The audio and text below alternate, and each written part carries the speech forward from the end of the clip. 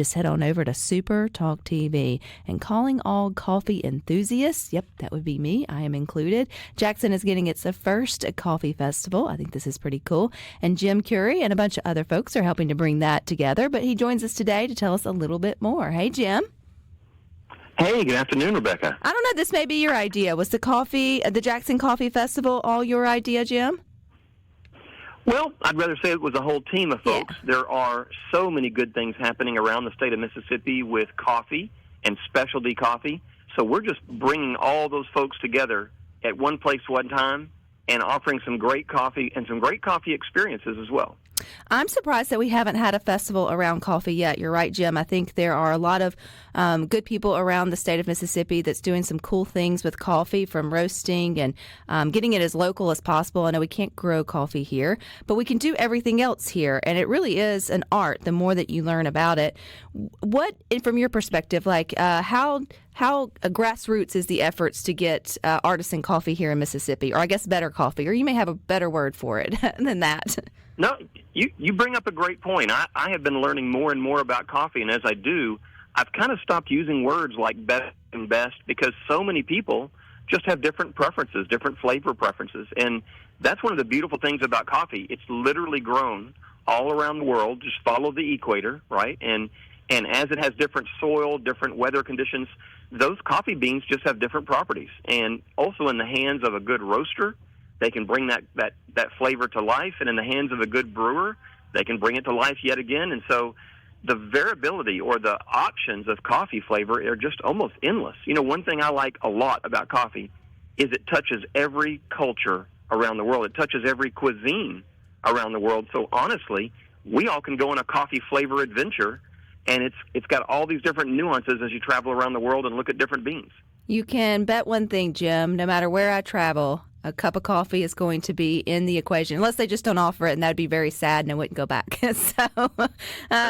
So definitely I get that, and I think more people than not probably wake up, and that's part of their morning routine. I know there's some that choose other modes of whether it's tea or just, don't necessarily like coffee, but for more of us than not, it is a part of our everyday or most day routine.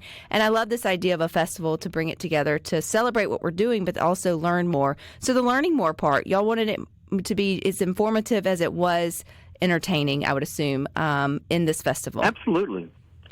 We've got, for example, Humble Coffee coming in from Starkville, and the gentleman that founded that and leads that is going to lead a class on coffee language, terminology, jargon to kind of help make it easier to talk through variations on coffee. He's also going to explain what's called the coffee flavor wheel, that there are so many different varieties of coffee profiles that a roaster could be trying to get to intentionally with flavor. And, one thing I like to think about is if you think about wines and how many different flavor profiles wines may have, and a restaurant that may even give you a sommelier to guide you through, and then a chef that's going to pair that wine to a particular meal. A lot of folks don't realize you can do the very same thing with coffee. There's so much variety and so much intonation of flavor that pairing with a meal is becoming more and more popular of a thing. And I think specialty coffee shops around our state is where we can see it now. Tupelo River Coffee out of Tupelo, Exploradora out of Oxford, even Possum Coffee out of Loosedale. They'll be at our show. And all of these folks bring a different perspective on coffee to the table. What I'd love to see in the future is that our fine restaurants, just like they have a wine sommelier, maybe we need to have a coffee sommelier that's walking us through these choices. I love that. And, too, just learning the different ways to brew it from Keith with Humble Coffee. He's been a frequent flyer here on Good Things. I know he's an award-winning roaster there in Starkville. They've really worked to get their product into the local university as well as businesses. This is that one thing when you think about how you can support someone local. It's something that you use all the time. If you've got a local roaster or you've got a local coffee shop that's doing their own thing, then that's an easy way to turn those dollars from, maybe more of a corporate way to more of a local way. Because they're right there in your backyard doing some good things. You make a great point. And we're not against any coffee that say is sold in the grocery store in a mass market. But you're right. If we go into our own communities, chances are you have a local roaster who's very, very good and can do small batch, something special. And there's no harm in having more than one bag of coffee on the shelf at home. And when you're in the mood for something that's different, you've got options, right? Coffee's not really that expensive. We call it an affordable luxury. Anybody can really buy the best cup of coffee. It's not unattainable.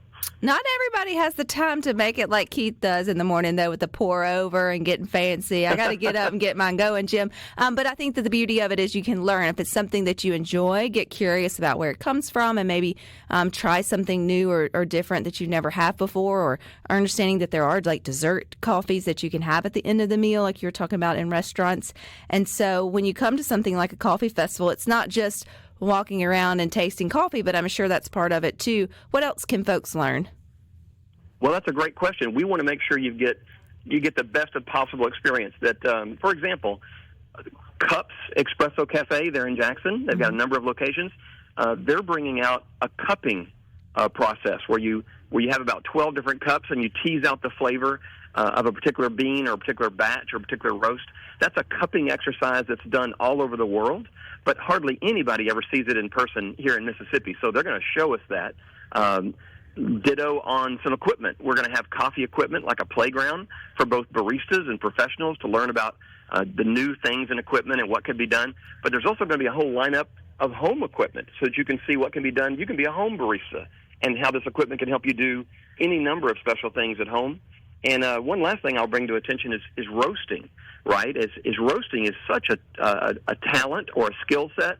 And we've got a display that they're going to start with one batch of beans.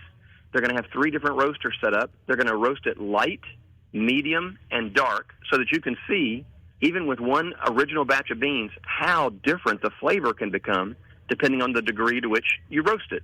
Simple exercise, but it's one that I think we'll all enjoy watching. And, of course, the smell is going to be fantastic, but you'll learn a lot from that. So, Jim, how does the festival work? I know it's coming up May 10th. It's here in Jackson. Is it something where it's like come and go? I know if you want these educational experiences, you need to know the time. Tell us where it's at. Give us a little details on the actual festival.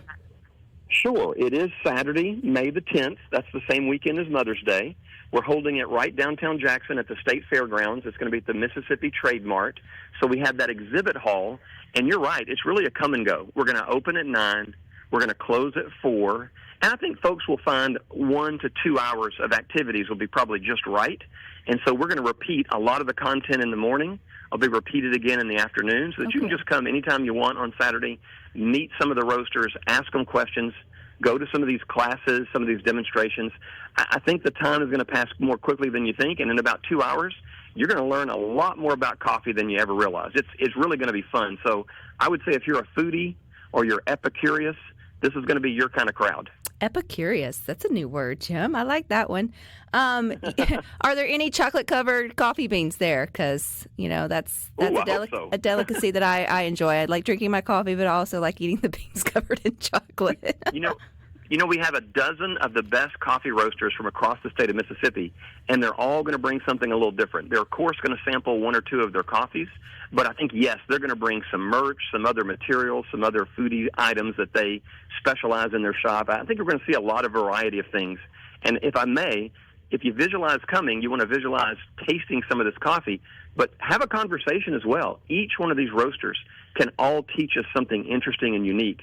And take the time to talk to them. Ask them where they got the beans, what part of the world it came from, and what they learned that got them into coffee. I think it's going to be a lot of fun to talk to these guys. And I think for people who, again, you wake up every morning and maybe that's the first or next to first thing that you do is grab your cup of coffee, getting more curious about it and expanding your mind and trying new things around it is nothing but fun and opportunity, in my opinion. So where can we go to get tickets? Can we get tickets when we get there, or how does that work, Jim?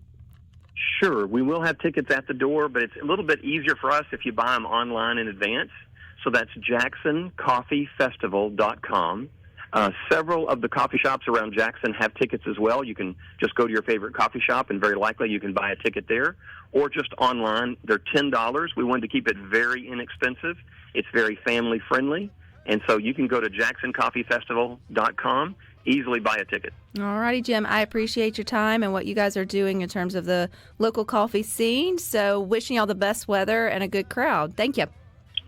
Thank you, Rebecca. We appreciate that. All righty, you guys stick with us. We got more for you coming up next.